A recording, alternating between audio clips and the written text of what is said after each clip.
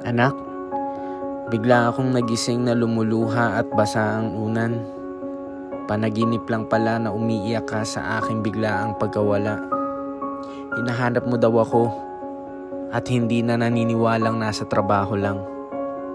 Hindi ka na din makatulog nang wala ang daddy sa tabi mo.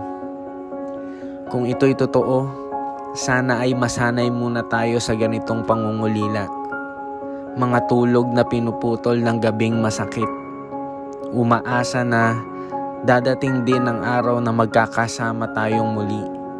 Sa ngayon, iiyak na muna natin ang pait ng kinahinatnan. Mabuting kaibigan pa rin sa akin ang iyong ina. At sana'y ganun din ako para sa kanya. Marami mang nagbago, kami ay mananatili mong mga magulang.